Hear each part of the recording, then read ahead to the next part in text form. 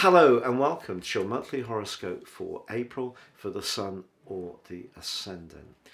Now I'm going to give you a broad overview of what to expect before diving deep and exploring each of the 12 zodiac signs in forensic detail. So please stay with me for that analysis. Now the big takeout of this month is that we have two new moons, and when this happens, the second is known as the Black Moon. The first new moon is on the 1st in the go-getting sign of Aries, but it combines with Mercury, the planet of ideas, the planet of communication. Aries energy is about initiation and fresh starts. Let's hope some fresh energy is coming through in a constructive way for us all. The second new moon is in Taurus, the next sign on from Aries, because the Sun moves on into Taurus on the 20th. Now this one is in a sextile with the ruler of Aries, Mars. But Mars moves into the sign of Pisces on the 15th. Now Mars moving through Pisces can be a very meditative, or our actions can be very much behind the scenes. Sometimes people who are involved in enterprises such as mining or deep sea diving have Mars in Pisces in their natal chart. So we can expect some things going on behind the scenes that could be positive. And Mars is also in a conjunction with Saturn in the first 9 days. Now Mars in Capricorn, as it was, especially in its conjunction with Pluto, which became exact on the 3rd of March, is a very, very challenging influence. And we know that there has been an outbreak of violence in the very heart of Europe, which is deeply troubling. But once Mars moved on the 6th of March into the sign of Aquarius, and now at the start of this month is combining with the co-ruler of Aquarius, Saturn, there's a much greater desire, I think, collectively to try to get things working in a way which may not be perfect, but is certainly better than that real fight for power that has been imposed at, the latter end of February and the early parts of March. And one of the very uplifting parts of this month's energies is that Neptune and Jupiter, the two co-regents of Pisces, are in a conjunction within 3 degrees through the whole month, and on the 12th that becomes absolutely exact. I think that that can be a very healing dimension. I really pray so. Also, Venus moves into Aries on the 5th. Now, Venus in Aries is, to be honest, in detriment. But I actually have always liked Venus in Aries because I think it gives us an impulse to try to relate. To take the first move, not to sit back and wait. So for me, that can be very positive. But on the 11th, Mercury does move from Aries into the sign of Taurus. Now it is going to be clashing with Pluto from the 9th through to the 12th. And that clash of Plutonian energy still in the sign of Capricorn through to 23, part-time goes into Aquarius, then moves into Aquarius in 24, and we really get the start of the Aquarius age, I feel. But we also have the Sun mirroring the right angle with Pluto at the heart of this month, and then that brings in the full moon on the 16th in the sign of Libra. So we have a T-square going between Pluto, the Sun and the moon, and I think that's going to be an interesting point of how there's a pushback against power being used in the wrong way. And the combination of Neptune and Jupiter, which after all, Jupiter is about hope, Neptune can be about healing, but in their home signs, I'm really hoping that there will be a fundamental pushback at the heart of this month, which does see an improvement in Central Europe. Now on the 20th, we do see the Sun, as I mentioned before, moving into Taurus, and then on the 29th, Pluto slams on the brakes. So obviously Uranus was still in retrograde at the start of this year, but this is the first of the big beasts going into their annual retrogrades, and it's going to go on until the 7th of October. This is going to be really interesting, I feel, because the sign of Capricorn is about old power. The sign of Aquarius is much more about taking the best of that old power, but being enlightened about new techniques, being more inclusive. So Pluto going into a retrograde will be interesting for certain political strands in the world. You know, people who've held power in a much more authoritarian way could retreat, or perhaps just reset their purposes. But on the 29th, Mercury does move into its home zone of Gemini, and that can be a really brilliant point for much more communication starting to ping around. Also, the 30th, that wonderful Taurus new moon is in a very positive angle with Mars, suggesting that if we actually take the best of what we already know, or what's been evolving over a very long period of time, which is Mars coming through in its journey. Obviously it moves at the heart of this month into the sign of Pisces, so by the end of May it's going to be readying to go into Gemini, where it's going to be for the rest of the year, because it goes through, and into the first months of next year, because it goes through a retrograde. But I think that what we're going to see as this month comes to a close is much more constructive, workable ways of approaching some of the transitions that may have gone on this month. Now, if you are new to my channel, thank you so much for listening so far. Please, I'd be delighted if you would subscribe. Please click or tap on the bell notification symbol. And if you'd like to get your free written daily horoscope fired to your device each morning, please subscribe on the link below. It'd be great to have you with me.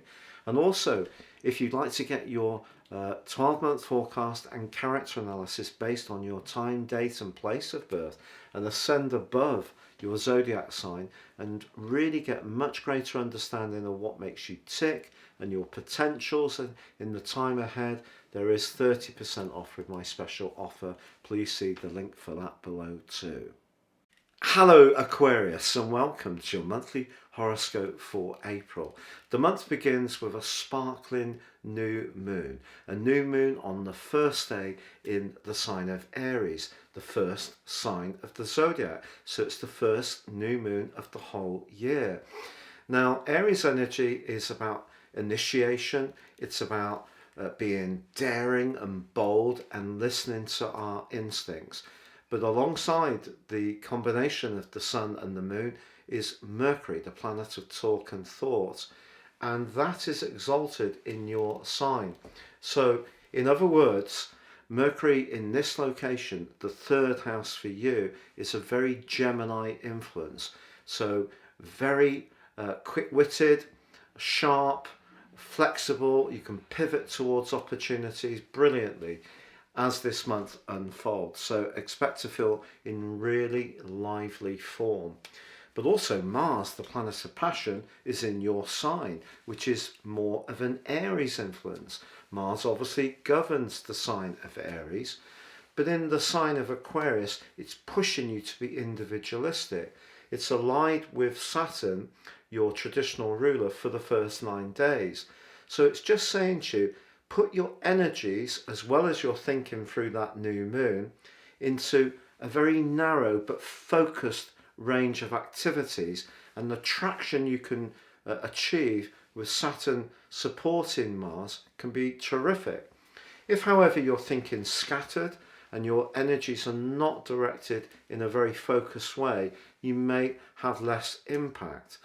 But also Venus, the planet of love and affection, starts this month in your sign, but then on the 5th moves into the sign of Pisces, triggering a second house ingress. And this could be a moment when money comes into your situation in a very helpful way. Mars is going to be following Venus on the 15th, and your determination to improve your lot when it comes to the foundations of your world, especially around finance, is going to be considerable right through to the end of May. Also, Jupiter, the planet of fortune, is in your second house all month. It is close to Neptune, so if you're someone who has quite an altruistic side to your nature, and many Aquarius people do, you may well be given to a good cause, particularly around the 12th of the month when they come into exact contact. Now on the 11th, Mercury does wave goodbye to Aries and moves into the sign of Taurus. For you, this is about where you live. It could be about a home-based business. It could be about your need to just stop and pause around some of your thoughts around your home life. Mercury does combine with your modern ruler, Uranus, between the 12th and the 16th. Now that can create quite a lot of restless energy, but that could also be the point that you move or adapt where you live. So see it as an opportunity for sure. Then we have Mars moving on the 15th. And all sorts of creature comforts can be very attractive to you with Mars's transit. Mars just helps you to convert the ideas you've been working on in the previous 6 weeks into something more tangible. But if you do enjoy good food and good wine with this clustering of energy in your second house, the chances are you can enjoy them to the max. Now on the 16th, there is a full moon in your sister air sign of Libra. Now for you, this is very much about your higher truth, the higher principles of your existence. It can be about travel, whereas the sun is in your everyday communicational sector, but T-squaring them is Pluto. Pluto's such a complex influence, and in fact this month from the 15th to the 19th the sun is squaring with Pluto. So there could be an exchange of communication that really surprises you across those days. Someone from your past could get in touch, really out of the blue, and it could stir up some issues linked to your past, which may not have been particularly easy at that time. So Pluto then feeds into the full moon. So maybe some of the psychology that you've been really experiencing, really becoming much more conscious of who you can trust and rely upon over the last few years. It's become more and more of an issue. So the communications that you're having in the second half of this month, you're wanting to know just how trustworthy and secure those can be. But then on the 20th, the sun moves to join with Mercury, to join with the North Node and Uranus, all in your 4th house of security, emotional connections, family life, where you live and how you live there. So that 10 days is going to be really interesting. Pluto does go into a retrograde on the 29th. It's going to be moving into our sign next year temporarily before coming back into Aquarius for the foreseeable future in 2024. And as I've said before, I do feel that this really is the beginning of the age of Aquarius. So if you have been finding the Pluto transit quite punishing, and I think a lot of Aquarius people have, just dig in. This is the last phase really of really just getting much more in touch with all the sum of your past experiences and making them work for you in a more helpful way going forwards. And then also on the 29th, Mercury moves into your sister air sign of Gemini.